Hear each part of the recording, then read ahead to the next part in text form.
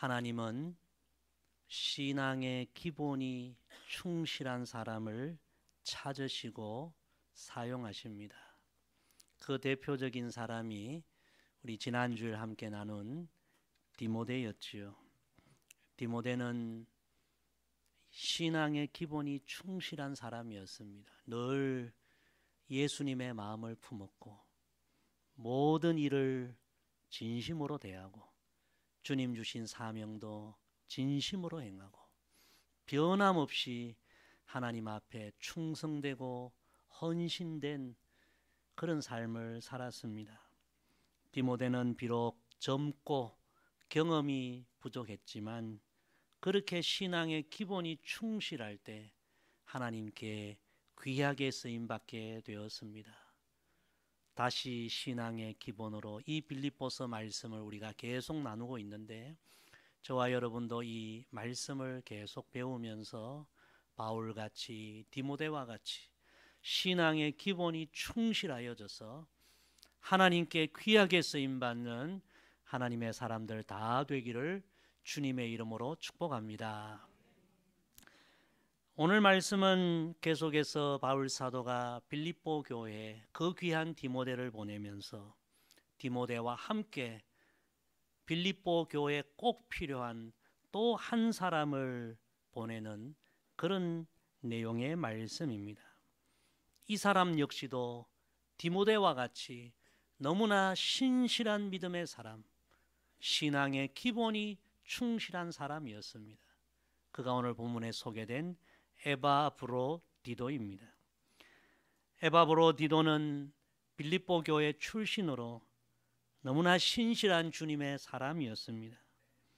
그는 바울 사도의 복음 전도에 도움을 주라는 빌립보 교회 사명을 받고 바울을 찾아와 전심으로 바울을 도왔고 지금 바울 사도가 로마 욕중에서 이 빌립보 교회 서신을 쓰고 있는 지금도 바울 사도 곁에서 바울을 돕고 있는 바울 사도에게 너무나 소중한 사람, 항상 곁에 두면서 도움을 받고 싶은 그런 귀한 사람이었습니다. 누구보다도 바울에게 필요한 사람입니다. 그러나 바울 사도는 나보다 빌립보 교회 성도들에게 어쩌면 이 에바브로디도가 더 필요할 것이다. 자신에게도 너무나 필요하지만 사랑하는 성도들을 위하여 이 에바브로디도를 빌립보 교회로 다시 돌려보내게 된 것입니다. 참 이 바울 사도의 이 모습은 너무 귀하고 아름다운 모습입니다. 우리 같으면 내게 도움을 주고 내게 유익이 되는 그런 사람은 붙잡아 두고 싶습니다. 억지로라도 붙잡아 두고 싶습니다. 그런데 바울은 늘 자기 자신보다도 사랑하는 성도들을 먼저 생각하고 자기에게 유익이 되고 아들 같은 디모데였지만 성도들을 위하여 디모데를 보내고 또 자기에게 너무나 많은 도움이 되는 이 에바브로디도지만 사랑하는 성도들을 먼저 생각하며 또 그를 보내고 있는 것입니다. 참으로 성숙한 그리스도인의 모습, 예수님을 닮은 아름다운 모습을 바울 사도가 보여주고 있습니다. 미성숙한 사람은 어떤 사람입니까? 항상 자기중심적인 생각을 갖고 있는 사람입니다. 다른 사람들보다 먼저 나를 생각하고 다른 사람들의 유익보다 항상 자기 유익, 자기 이익 그런 생각에 사로잡힌 사람들은 아직도 미숙한 어린아이 같은 그런 사람들이죠. 그러나 성숙한 사람은 이 바울 사도처럼 항상 자신보다 다른 이들의 유익을 먼저 생각하고 예수님처럼 어떻게 하면 그들을 사랑할까 섬길까 늘 기도하고 그런 모습이 성숙한 신앙인의 모습이죠. 바울 사도는 고린도전서 13장 그 유명한 사랑장에서 우리 예수님의 삶을, 예수님의 사랑을 여러 가지로 표현하고 5절에서는 이렇게 표현합니다. 자기의 유익을 구하지 아니하며, 사랑은 자기의 유익을 구하지 아니하며, 예수님은 자기의 유익을 구하지 아니하며. 바울은 그것이 바로 사랑이요 예수님의 아름다운 모습임을 늘 상고했고, 자신도 실제로 그 주님 본받기를 늘 사모하고 기도하고, 지금도 디모데, 에바브로디도 그 귀한 사람들을 자신을 위해서가 아니라 성도들을 위해 보내는 그 귀한 모습을 보여주고 있는 것입니다. 사랑하는 성도 여러분, 우리도 이 귀한 바울의 신앙을, 이 바울의 인격을, 바울의 삶을 본받기를 주님의 이름으로 축복합니다. 정말 우리의 신앙이 예수님 닮은 신앙이 되고 성숙한 신앙이 되고, 언제나 자기 유익을 먼저 생각하는 것이 아니라 어떻게 하면 섬길까, 사랑할까, 베풀까, 모든 이들에게 유익을 끼치고 선한 영향력을 끼칠까, 진심으로 이런 것들을 먼저 생각하는 저와 여러분 되기를 간절히 소망합니다. 바울은 그런 마음으로 이 귀한 에바브로디도를 이제 디모데와 함께 빌립보 교회에 보내면서 에바브로디도는 이런 믿음의 사람이다, 오늘 본문을 통해 소개하는데 참 귀한 내용입니다. 오늘은 이 에바브로디도라는 사람을 우리 함께 상고하며 은혜 받고, 우리도 이런 믿음의 사람으로 다시 한번 세워지기를 간절히 소망합니다. 자, 우리 25절 말씀 우리 다 함께 읽습니다. 그러나 에바브로디도를 너희에게 보내는 것이 필요한 줄로 생각하노니 그는 나의 형제요 함께 수고하고 함께 군사된 자요 너희 사자로 내가 쓸 것을 돕는 자라. 아멘. 첫째로 에바브로디도는 신실한 믿음의 사람이었습니다. 그는 빌립보 교회 파송을 받아 바울 사도를 도우라는 그 사명에 신실하게 그렇게 모든 사명 감당하고 변함없이 충성스럽게 바울의 선교 사역을 도운 너무나 귀한 바울의 동력자였습니다. 바울이 에바브로디도를 너무나 크게 칭찬하고 이 사람은 나의 형제와 같은, 즉 나의 가족과 같은, 나에게 너무나 소중한 사람이다, 지금 그렇게 고백하고 있습니다.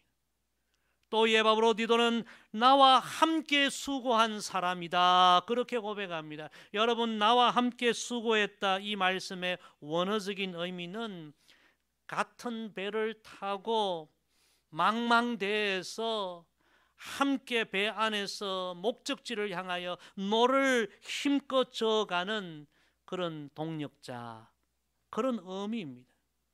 고향을 떠나 낯선 타지에 와서 바울과 함께 정말 그 거친 바다를 항해하는 뱃사람들처럼 그 비바람을 뚫고 앞으로 전진해 나아가기 위하여 힘을 모으는 뱃사람들처럼 주의 복음 사역에 나와 함께 온 힘을 다해 사역한 너무 귀한 사역자다, 그렇게 이 에바브로디도를 칭찬하고 있고요.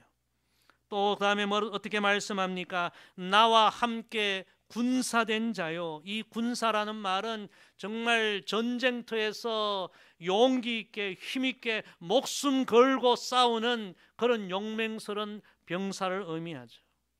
사실 여러분, 선교지는 영적인 전쟁터가 아닙니까?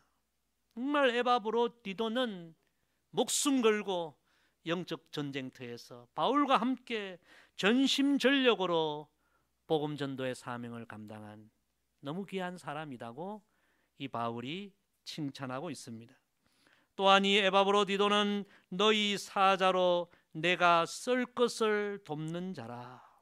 그의 사명은 선교사 바울을 도우라는 사명이었는데, 바울 사도가 볼 때 이 귀한 사명 너무나 신실하게 감당한 믿음의 사람이다, 그렇게 오늘 고백하고 있는 것입니다.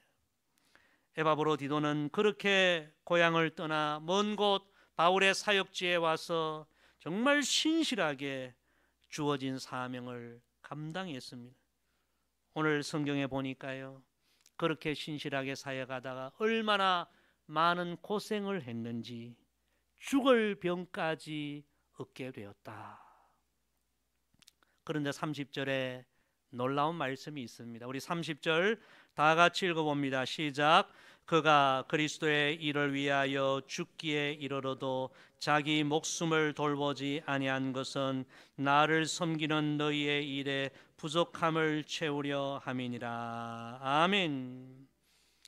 자신에게 주어진 사명, 주의 복음을 전하는 사명, 이 사명을 혼신을 다해 감당하다가 몸에 죽을 병까지 생겼는데, 그럼에도 불구하고 에바브로디도는 자기 몸이나 자기 건강이나 자기 목숨을 돌아보기보다 끝까지 주신 사명에 최선을 다한 너무나 신실한 사역자라고 바울이 지금 그렇게 고백하고 있는 것입니다. 성경 말씀 그대로 이 에바브로디도는 죽기까지 충성한, 죽도록 충성한 신실한 믿음의 사람이었습니다.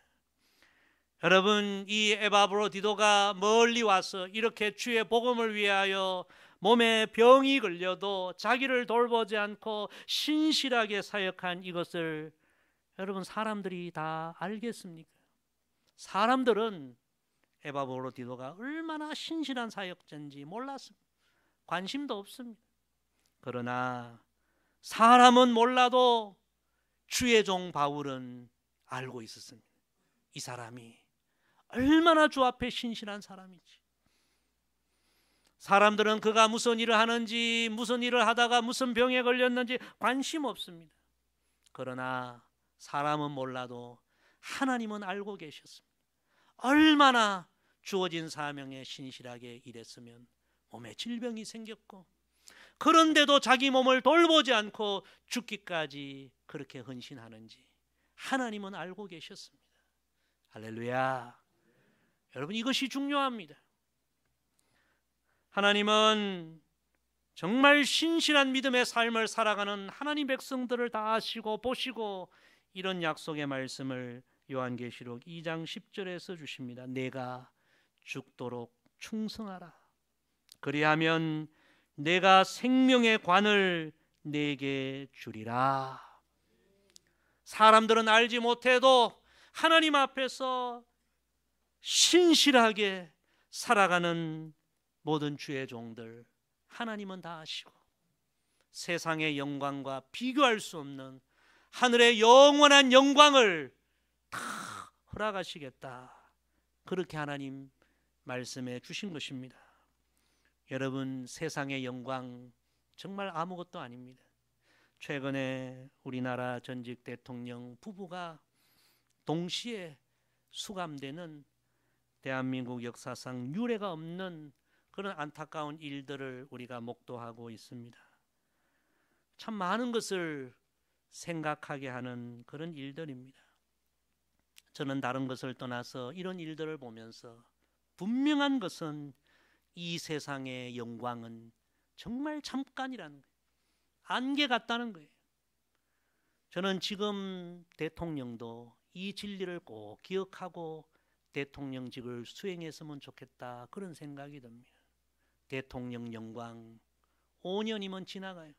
그 이후에는 엄중한 심판이 또 기다리고 있는 거죠.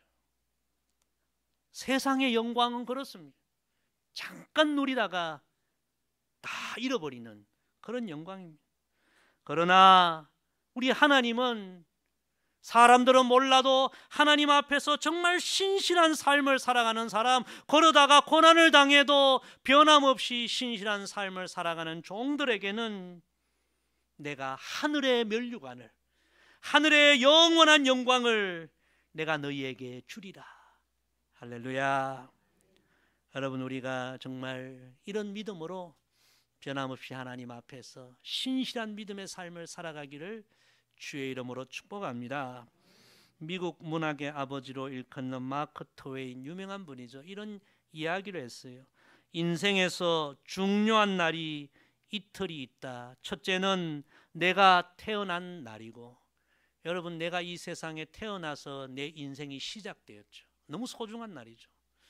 두 번째는 내가 태어난 이유를 알게 되는 날이다. 내가 왜 이 땅에 태어났는지, 왜 존재하는지, 이거 알아야만 인생을 제대로 살아갈 수 있다. 참 소중한 이야기입니다.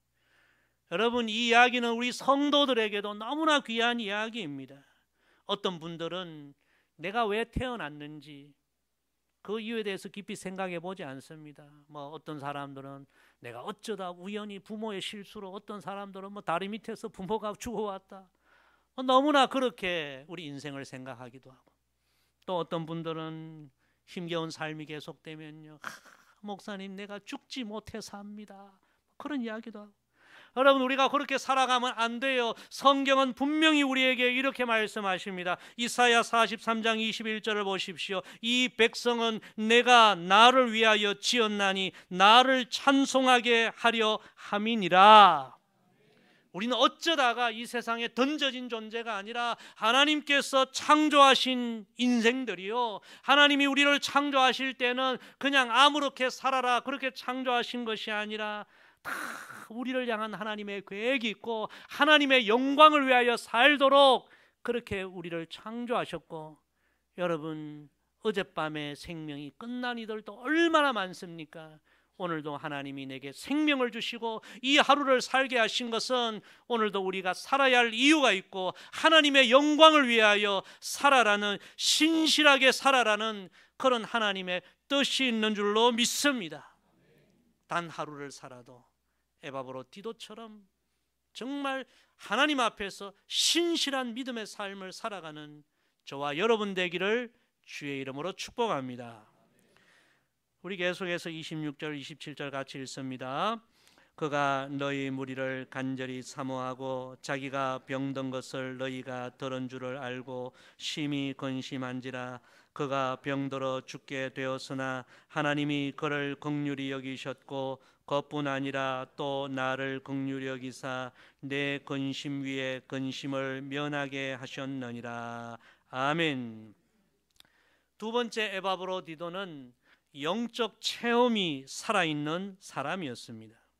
에바브로디도는 하나님 주신 사명, 생명을 구원하고 바울 사도의 그 동력자로 얼마나 신실하게 살았는지, 그렇게 자기 몸도 돌보지 않고 신실하게 사역하다가 몸에 심각한 질병까지 얻게 되었다는 것입니다. 참으로 안타까운 일이죠. 실제로 제 주변의 목회자들 가운데서도, 선교사님들 가운데서도 하나님의 일에 헌신하다가 이 몸에 질병을 얻은 분들도 여러분 계십니다. 세상의 사람들은 이런 일들을 보면 좀 깊이 생각하지 않고 그저 보이는 현상만 보고 이야기하는 경우가 많습니다. 어떻게 하나님을 위해서 일을 하는데 저렇게 몸에 병이 생기고 고난을 받고 시련을 겪을 수 있어? 하나님 좋으신 분이라고 하는데 왜 하나님을 위해 충성된 사람들에게 저렇게 어려운 일, 괴로운 일을 허락하셔? 사람들은 그런 이야기를 하는 경우가 많습니다. 그러나 여러분, 우리 성도들은 절대로 그렇게 생각하면 안 됩니다. 성경의 진리를 몰라서 하는 이야기입니다. 에바브로디도가 주의 일을 하다가 헌신된 삶을 살다가 질병을 얻은 것은 분명합니다. 그런데 성경은 질병 이야기만 하지 않습니다. 오늘 말씀 여러분 두 눈을 크게 뜨고 보세요. 성경은 이렇게 말씀하십니다. 그가 병들어 죽게 되었으나 하나님이 그를 긍휼히 여기셨고. 할렐루야. 여러분, 이 말씀이 중요해요. 하나님이 그를 긍휼히 여기셨고, 이게 무슨 말씀입니까? 주의 일에 헌신된 삶을 살다가 분명히 질병을 얻었습니다. 그런데 그 질병이 질병으로 끝난 것이 아니라 그 질병은 하나님의 긍휼과 하나님의 은혜를 체험하는 통로가 되었다는 것입니다. 여러분, 이런 성경 진리를 우리가 알아야 합니다. 에바브로디도가 얼마나 주의 일에 헌신했는지 질병을 얻고 고난을 당했지만 성경의 진리는 그가 건강할 때, 형통할 때 체험하지 못한 더 깊은 하나님의 은혜와 긍휼을 그의 이 질병을 통해 경험하게 되었고, 그 하나님의 체험, 하나님의 은혜와 긍휼에 대한 경험은 그의 믿음을 더 견고하게 했고, 그로 하여금 더 위대한 믿음의 삶을 살게 했다는 것이 성경의 진리입니다.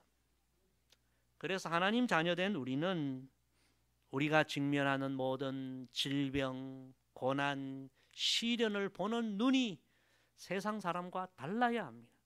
주의 일에 헌신하다가 어려움을 당하는 이들을 대하는 우리의 태도가 세상 사람과 달라야 합니다. 세상 사람들은 단지 그 현상만 보고 자꾸 부정적으로 얘기하고 자꾸 좋지 않게 그렇게 이야기하지만 우리는 다르게 생각해야 합니다. 주님을 위해 헌신된 삶을 살아가는 사람들이 직면하는 어려움은 오히려 하나님의 더 큰 은혜와 긍휼을 체험할, 경험할 기회가 되고, 그의 믿음이 정금과 같은 믿음으로 단련되고 세워질 하나님의恩宠의 기회임을 우리가 깨달아야 하는 것입니다. 제가 참 좋아하는 말씀 한 곳을 소개합니다. 시편 32편 6절 말씀입니다. 이로 말미암아 모든 경건한 자는 주를 만날 기회를 얻어서 주께 기도할지라. 진실로 홍수가 범람할지라도 그에게 미치지 못하리이다. 사람들은 인생에 홍수가 일어나면 홍수만 보고 두려워하기도 하고, 그런 홍수에 직면한 자신을 보고 낭망하기도 하지만, 하나님의 백성들은 홍수가 일어나도 그 홍수를 하나님께 기도할 기회로 삼으라는 거예요. 인생에 풍랑이 몰아쳐도 그 풍랑을 하나님께 기도할 기회로 삼으라는 거죠. 그러면 그 풍랑 가운데, 홍수 가운데도 하나님 우리를 보호하시고 더 보배롭고 존귀하게 세우신다. 인생의 모든 어려운 기회를 기도의 기회로 삼으라. 할렐루야. 하나님의 말씀입니다. 제가 어느 은퇴하신 노 목사님의 이런 간증을 제가 들었습니다. 힘을 달라고 기도했더니 하나님은 나를 강하게 만들 시련을 주셨어요. 지혜를 달라고 기도했더니 하나님은 내가 풀어야 할 문제를 주셨어요. 용기를 달라고 기도했더니 하나님은 극복해야 할 위험을 주셨어요. 사랑을 달라고 기도했더니 하나님은 내가 도와야 할 상처받은 사람들을 보내주셨어요. 결국 내 기도는 모두 응답이 되었어요. 할렐루야. 여러분, 그렇습니다. 우리 하나님은 좋으신 하나님이십니다. 우리가 간구하는 것보다 더 좋은 것을 우리에게 허락해 주시는 분이십니다. 우리에게 고난을 주시면 고난과 비교할 영광을 주실 줄로 믿습니다. 주님을 섬기고 신앙의 길을 걸어가는 가운데 어떤 어려움이 와도 에바브로디도처럼 오히려 이 기회는 하나님의 은혜를 체험할 기회예요. 하나님의 살아계심을 체험할 기회예요. 하나님의 능력을 체험할 기회예요. 그런 믿음으로 더 하나님을 신뢰하고 더 하나님을 의지하고 정말 에바브로디도처럼 영적 체험이 늘 살아있는 신앙이 되어 어떤 상황 가운데서도 믿음으로 승리하고 하나님께 영광 돌리는 믿음의 대장부의 길을 걸어가는 저와 여러분 되기를 주의 이름으로 축복합니다. 우리 마지막 28절 29절 우리 같이 읽습니다. 그러므로 내가 더욱 급히 그를 보낸 것은 너희로 그를 다시 보고 기뻐하게 하며 내 근심도 덜려 함이니라. 이러므로 너희가 주 안에서 모든 기쁨으로 그를 영접하고 또 이와 같은 자들을 존귀히 여기라. 아멘. 세 번째 에바브로디도는 남을 유익하게 하는 사람이었습니다.